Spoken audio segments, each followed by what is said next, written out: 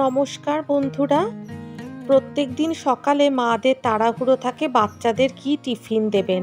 আজকে সেই রকমই একটা টিফিনের রেসিপি নিয়ে এলাম, যা বাচ্চারা কিন্তু চেটে পুটে খেয়ে নেবে। প্রথমে একটা সসপ্যান নিয়ে নিয়েছি, এখানে আমি কিছুটা পাস্তা সেদ্ধ করে নেব। পাস্তাটা দিয়ে দিলাম, তারপরে একটু সাদা তেল আর সামান্য একটু নুন দিয়ে দিচ্ছি, দিয়ে ভালোভাবে পাস্তাটা সেদ্ধ করে নেব। এই রকম করে পাস্তা করলে ছোট ছোট বাচ্চারা কিন্তু খুব আনন্দ করে খেয়ে নেবে। এই যে পাস্তাটা একদম সুন্দরভাবে সেদ্ধ করে নিয়েছি। এরপর আমি একটা ঝাঁঝরি ঝুড়িতে জলটা ছেঁকে নিয়েছি। এরপর একটা কড়াইতে সাদা তেল দিয়ে দিচ্ছি, পরিমাণ মতো সাদা তেল দিয়ে দিলাম। তাতে দিয়ে দিলাম বাটার। তেলের সাথে বাটারটা ভালোভাবে মিশিয়ে নেব, বাটারটাকে মেল্ট করে নেব। এরপরে একটা ছোট পেঁয়াজ কুচি আর 4-5টা রসুন কুচি করে দিয়ে দিলাম। হালকা করে ভেজে নেব পেঁয়াজ আর রসুন কুচি, খুব তাড়াতাড়ি তৈরি হয়ে যায়।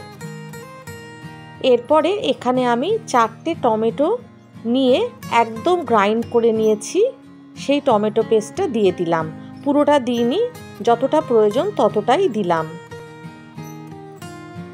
এখানে আমি 2টো টমেটো পেস্ট দিয়ে দিলাম। বেশ কিছুক্ষণ নাড়ানোর পরে দিয়ে দিচ্ছি ফ্রেশ ক্রিম। ফ্রেশ ক্রিমটা ওই রকমই একটা ছোট বাটির মাপে দিয়ে দিয়েছি।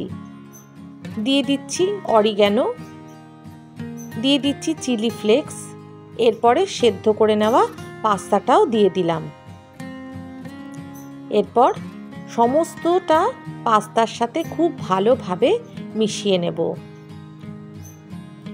দিয়ে দিচ্ছি বেশ কিছুটা চিজ।